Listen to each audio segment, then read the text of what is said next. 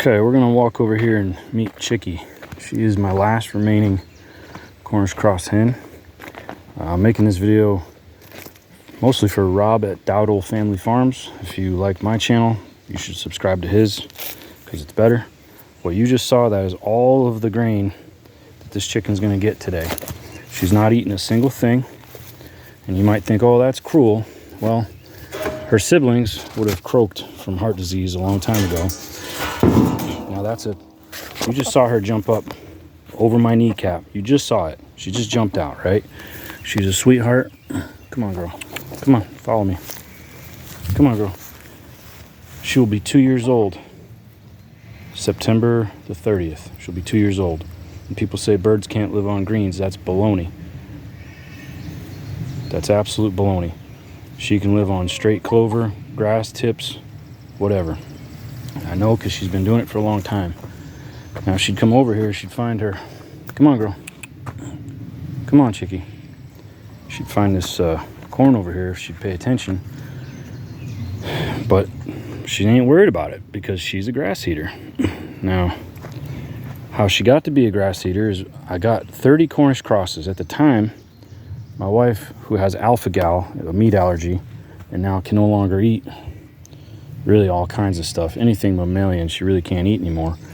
But before that happened, I had started my first batch of Cornish cross broilers, and I got 30 of them.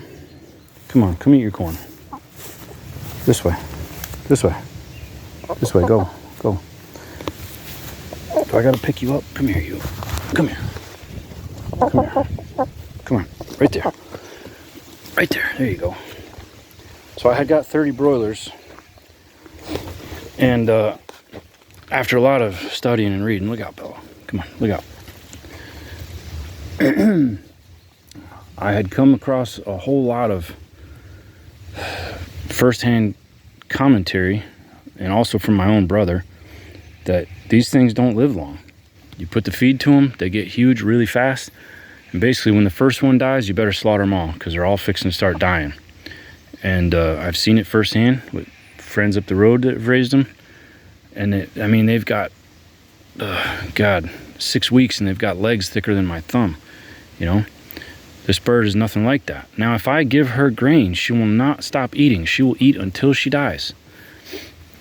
But I have given her free choice grain, and she has gotten big and fat. And then I put her on a diet, not joking at all. I seriously will not feed her for a day or two. She has not died.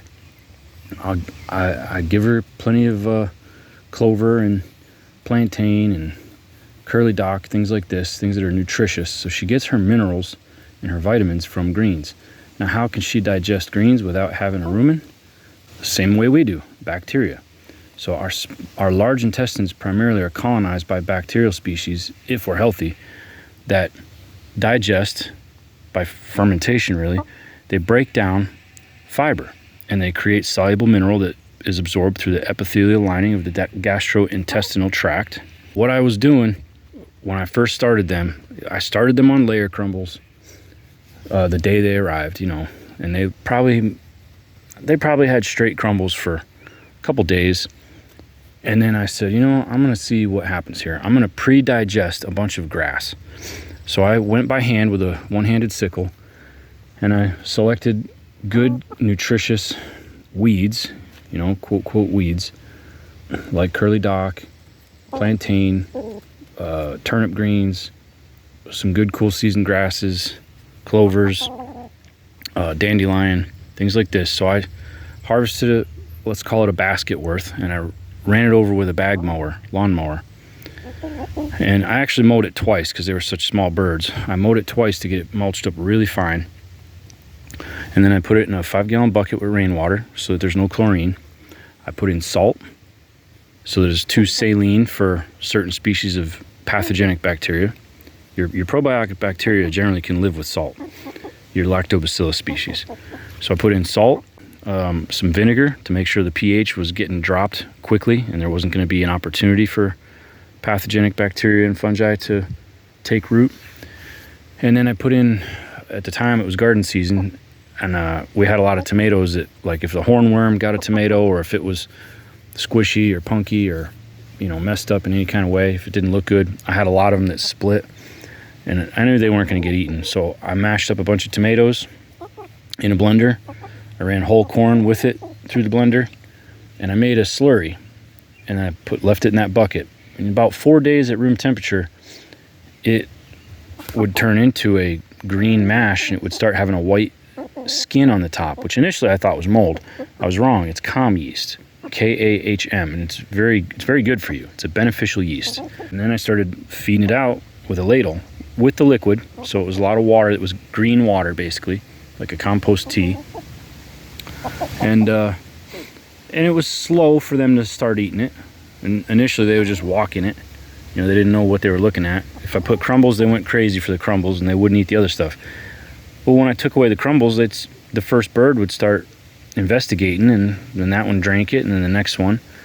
It didn't take long before they just would come running to it as if it was crumbles. And it got to where I was feeding these birds, you know, soaked fermented mash, and the bucket would last like 10 days, 15 days when they were young, and it really turned to mush, you know, because the structure of the grass had digested. And they did fine. They had green plops, but they did fine. They didn't swell up and get big fast at all, which if you raise a hog this way, it doesn't get big either. I'm not saying that it's a profitable way to raise market hogs or raise market birds. They put on weight much slower. Kind of like, you know, a healthy human being. A healthy human being, you know, when you see a 9-year-old child that weighs 125 pounds, that kid is sick. And so we can't call that sickness in a human, monogastric, but good in a hog if you want longevity out of it, or out of a turkey or a chicken. You know, it might be good for the producer's wallet. There's undeniably, it's good for the producer's wallet to have 30 less days of feeding to get to market weight, because your cost is lower and your gains is higher. But if you were talking about a breeding regimen where you want, like a cow-calf operation, where you want 9-10 years out of your cow, getting them sick with grain is not the way to go. You want slow growth. You want low birth weight. You know, you want longevity out of that reproducer, which is why I raise my hogs that way. But she's proof right there. You see her. That old bird can get up and fly.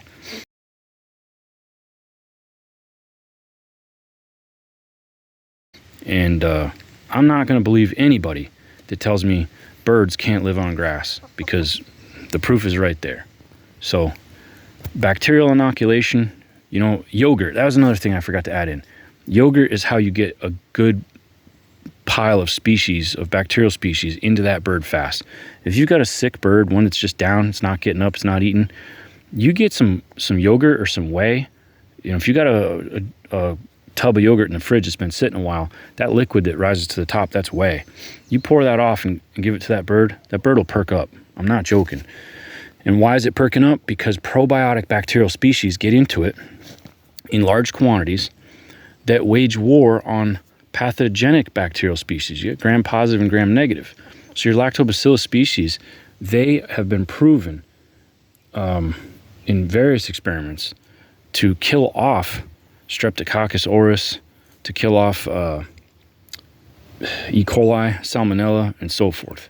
These are the things that make us sick. Pathogenic bacteria, Clostridium botulinum, you know, it's a bacteria that secretes a toxin, and you absorb the toxin and it makes you sick, slowly but surely. Too much of that toxin, if that species multiplies because it's not being kept in check, then you're getting a higher and higher dose of toxin until the animal or the human succumbs to that infection.